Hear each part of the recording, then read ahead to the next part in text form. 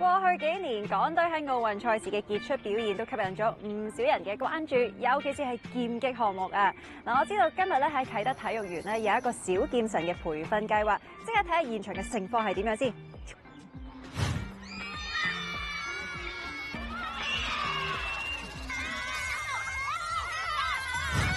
年度盛事小劍神培訓計劃今年由啟德體育園獨家創始保險合作夥伴周大福人壽首度冠名贊助，呢個亦都係周大福人壽生活圈會員第一屆參與嘅重點項目。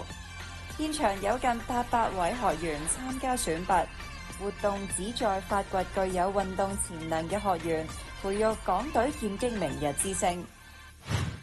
香港嘅劍擊嘅運動員表現非常之出色，尤其是呢2屆嘅奧運會仲得到金牌添，所以我哋周大福人壽好想支持呢個運動啦，可以培育新嘅一代嘅小劍神出現啦。今日都有成800名嘅參賽嘅小朋友啦，咁我哋見到啲家長啦同埋小朋友嗰個反應非常之好啊，所以有見及此啦，咁我哋都開放俾公眾人士去參與啦，等佢體驗下呢個運動嘅測試項目啦。咁希望培育到嘅佢哋有啲興趣之外咧，咁出年啦，如果今年報唔到名咧，可以繼續嚟參加啦，出嚟。手指公放喺度，包住佢，拎喺個心嘅側邊，前後丁字步起，試下拎出去得唔得？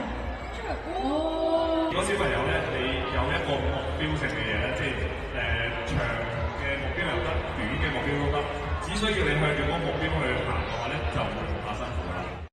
點解你哋可以喺呢項運動項目上面咧堅持玩落去咧？即係點樣係 motivate 你去玩咧？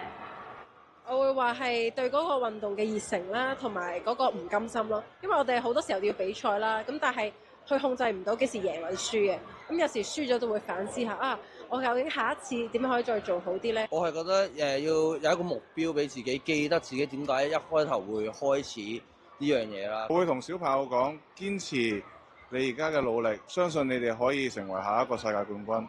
我諗其實咧劍擊項目喺未來嘅發展咧係會越嚟越好嘅，因為其實我哋本身劍擊呢個項目咧喺呢段時間其實都唔係話發展咗好耐啦，咁但係經過東京奧運啦同埋巴黎奧運會3塊金牌之後嘅話咧，令到劍擊呢個運動咧更加越嚟越熾熱，更加多人去玩，咁所以嘅話咧，其實我哋有喺社區有一個良好嘅一個培訓嘅機制啦、階段啦，咁從而令到喺上面精英化嗰度咧會越做越好，更加多嘅世界冠軍會出現啦。